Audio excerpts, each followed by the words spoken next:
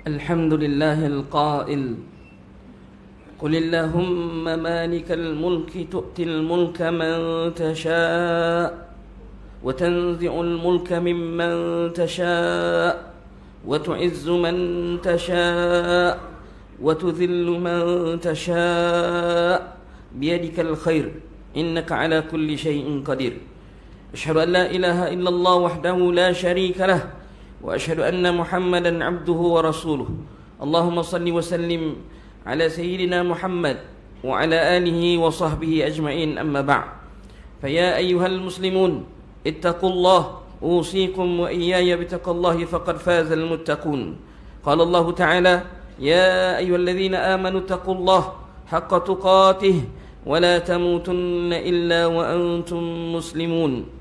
Muslimin yang dirahmati Allah sekalian, saya menyeru agar kita bersama-sama meningkatkan ketakwaan kita kepada Allah Subhanahu wa taala dengan melaksanakan segala perintahnya dan meninggalkan segala larangannya.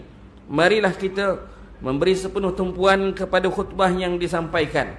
Janganlah berbual-bual ataupun berleka-leka dengan telefon bimbit atau sewaktu dengannya. Semoga khutbah ini memberi manfaat kepada kita semua.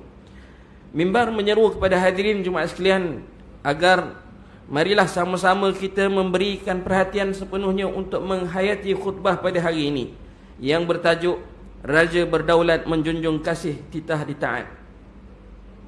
Hadirin yang dikasihi Allah sekalian, Allah Subhanahu wa taala telah menjadikan fitrah manusia untuk hidup secara bermasyarakat, memiliki pemimpin serta rakyat yang dipimpin. Jika kita telusuri sejarah ketamadunan manusia sejak dahulu, kesemuanya memiliki daulah atau kerajaan yang dipimpin oleh individu yang tertentu dalam kalangan mereka. Walau apa jua kaedah penentuan pemimpin atau raja yang bertakhta, hakikatnya Allah Subhanahu wa taala jualah yang menentukan kepada siapa pemerintahan tersebut akan diamanahkan bagi sesuatu negeri ataupun negara. Hal ini dinyatakan dalam firman Allah Subhanahu wa taala surah Ali Imran ayat ke-26 yang dibacakan di awal khutbah tadi, yang bermaksud, katakanlah wahai Muhammad, wahai Tuhan yang mempunyai kuasa pemerintahan, Engkaulah yang memberi kuasa pemerintahan kepada siapa yang Engkau kehendaki, dan Engkaulah yang mencabut kekuasaan pemerintahan dari siapa yang Engkau kehendaki. Engkaulah juga yang memuliakan sesiapa yang Engkau kehendaki, dan Engkaulah yang menghina sesiapa yang Engkau kehendaki. Dalam kekuasaan Engkaulah sahaja adanya segala kebaikan. Sesungguhnya Engkau maha kuasa lagi atas tiap-tiap sesuatu. Di negara kita ini, struktur tertinggi pemerintahan negara dipayungi oleh Kebawah-Duli Yang Maha Mulia Seri Paduka Baginda Yang di-Pertuan Agong, yang bertindak sebagai ketua negara berdasarkan Perlembagaan Persekutuan Perkara 32/1, memperuntukkan bahawa Kebawah-Duli Yang Maha Mulia Seri Paduka Baginda Yang di-Pertuan Agong adalah ketua utama negara bagi Malaysia. Maka sebagai ketua utama negara, Seri Paduka Baginda Yang di-Pertuan Agong merupakan ketua tertinggi persekutuan yang mempunyai keutamaan yang lebih daripada orang lain, di samping mempunyai kuasa yang luas dan penting dalam menstabilkan negara dan melaksanakan urusan kerajaan persekutuan. Sebagai rakyat yang patuh, kita hendaklah menjunjung kasih Kebawah-Duli Yang Maha Mulia Seri Paduka Baginda yang menumpahkan seluruh ketaatan kepada Baginda sebagai pemimpin ataupun ulil amr, serta memuliakan Baginda kerana ia juga termasuk dalam salah satu perintah agama. Oleh itu, inilah tanggungjawab dan kewajipan yang saling melengkapi antara satu sama lain dan akan membuahkan natijah yang menyeluruh kepada semua. Abu Bakrah radhiyallahu an meriwayatkan bahawa Rasulullah sallallahu alaihi wasallam bersabda, "Al-sultanu zillullah fil ard, faman akramahu akramahu Allah, wa man ahanahu ahanahu Allah." Sultan merupakan naungan Allah di bumi.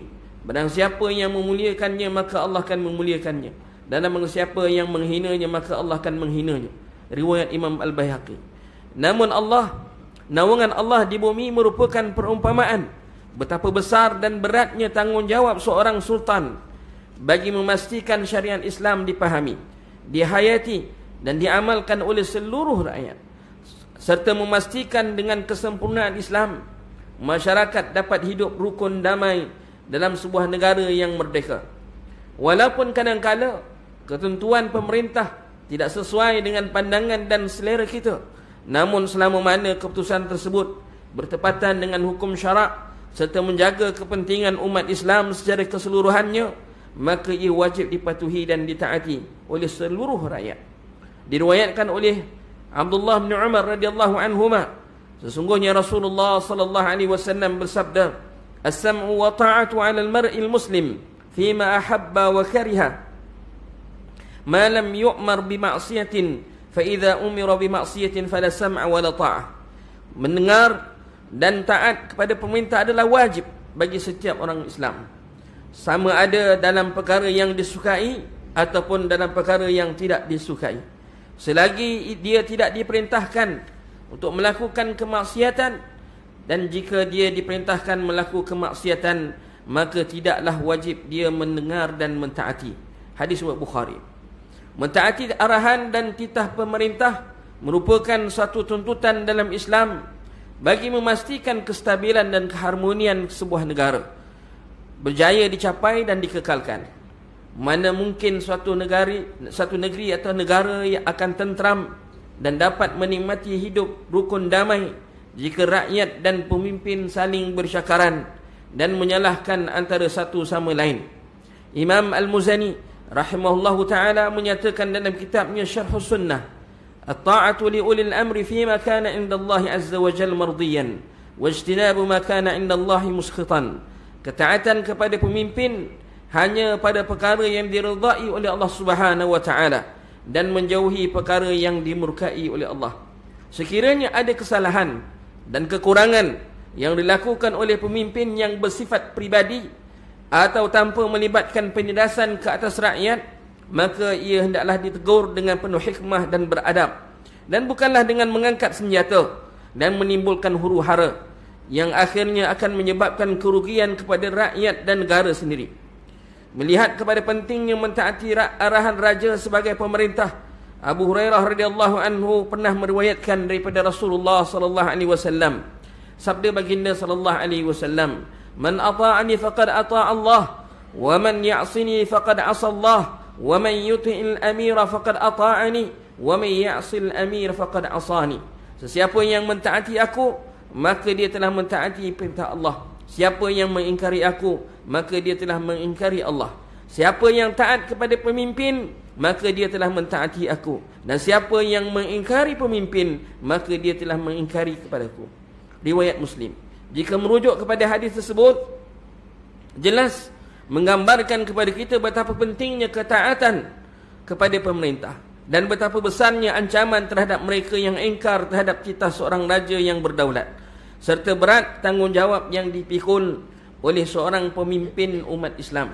Muslimin yang dikasihi Allah sekalian, dalam hidup bernegara, kita jangan hanya menumpukan kepada hasad dan matlamat dalam kehidupan di dunia semata-mata. Akan tetapi, dalam masa yang sama, kita hendaklah sentiasa mencari peluang untuk bahagia di akhirat kelak. Sama ada raja ataupun rakyat, kedua-duanya mempunyai peluang untuk mendapatkan ganjaran syurga Allah Subhanahu wa taala dalam membangunkan sebuah negara. Iyad Ibn Hamar At-Tamimi radhiyallahu anhu meriwayatkan bahawa Rasulullah sallallahu alaihi wasallam bersabda, "Ashabul jannati thalathah, zu sultan muqsitun musaddaqun wa muwaffaqun, wa rajulun raqiqul qalbi li kulli muslimin, wa rajulun afifun mutasaddiqun." Dalam kalangan penghuni syurga ada 3 golongan, iaitu sultan yang adil, dipercayai serta disenangi rakyat, orang mukmin yang bertakwa yang lembut hatinya kepada muslim yang lain, serta lelaki yang menjaga maruah serta banyak bersedekah. Hadis riwayat Bazzar. Muslimin yang dirahmati Allah sekalian, sebagai rakyat Malaysia, khususnya umat Islam di negara ini, kita bersyukur kerana dianugerahi seorang pemerintah yang adil dan prihatin kepada masalah yang dihadapi oleh rakyat.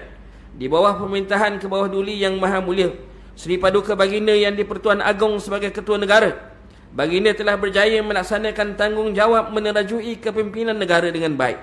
Pada ketika rakyat menghadapi musibah dan keperitan hidup, mendepani ujian besar pandemik COVID-19 yang sama sekali tidak pernah diduga. Baginda juga telah menggunakan kebijaksanaan baginda di dalam mengatasi dan mengimbangi kestabilan politik tanah air yang suatu ketika dahulu pernah melalui detik-detik mencabar dengan penuh hikmah dan adil.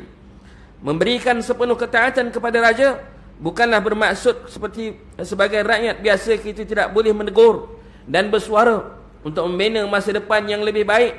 Bagi tujuan tersebut ada salurannya yang betul dan sesuai untuk digunakan, dan perlu elakkan diri dari meluahkan di media sosial dan mewujudkan provokasi secara tidak bermoral yang boleh merosakkan imej negara dan di mata dunia. Janganlah kita hanya bertanya apakah negara boleh berikan kepada kita. Akan tetapi bertanyalah kepada diri sendiri, apakah sumbangan kita kepada agama, bangsa dan juga negara. Bijak pandai ada menyatakan, raja muafakat dengan menteri seperti kebun berpagar duri. Betul hati kepada raja, tanda jadi sebarang kerja. Hukum adil untuk rakyat, tanda rakyat beroleh inayah. Hadirin dikasihi Allah sekalian, bagi mengakhiri khutbah pada hari ini, khatib menyeru dan mengajak seluruh umat Islam supaya menghayati beberapa pengajaran berikut untuk dijadikan sebagai pedoman untuk kita semua. Yang pertama, sebagai rakyat, kita hendaklah mensyukuri nikmat yang dianugerahkan negara, dianugerahkan kepada yang mempunyai sistem raja berperlembagaan yang sangat unik dan sentiasa menjaga kepentingan dan keagungan agama Islam. Yang kedua, sebagai ketua keluarga, kita hendaklah mendidik generasi anak-anak supaya menghormati institusi diraja Malaysia sebagai payung negara, agar negara dapat mencapai kemajuan dan kestabilan pada masa akan datang. Yang ketiga, umat Islam hendaklah mentaati rajanya tanpa berbelah bagi, kerana mentaatinya adalah perintah Allah Subhanahu wa taala. A'udzubillahi minasyaitonir rajim. Ya ayyuhalladzina amanu atti'u Allah wa atti'ur rasul wa ulil amri minkum fa in tanaza'tum fi syai' farudduhu ila Allah war rasul in kuntum tu'minuna billahi wal yawmil akhir. Dzalika khairu wa ahsanu ta'wila. Wahai orang-orang yang beriman, taatlah kamu kepada Allah dan taatlah kamu kepada Rasulullah dan kepada ulil amr, iaitu orang-orang yang berkuasa dari kalangan kamu. Kemudian jika kamu berbantah-bantah, iaitu berselisihan dalam sesuatu perkara, maka hendaklah kamu mengembalikan kepada kitab Allah, iaitu Al-Quran dan sunnah Rasulnya, jika kamu benar-benar beriman kepada Allah dan hari akhirat. Yang demikian adalah lebih baik bagi kamu dan lebih elok pula kesudahannya. Surah An-Nisa ayat 59. Barakallahu wa lakum fil Qur'anil azim wa nafa'ani wa iyyakum bima fihi minal ayati wadh-dhikril hakim wa taqabbala minni wa minkum tilawatahu innahu was-sami'ul 'alim. Aqulu qawli hadha wa astaghfirullahal azim li wa lakum wa lisairil muslimina wal muslimat fastaghfiruhu innahu wal ghafurur rahim.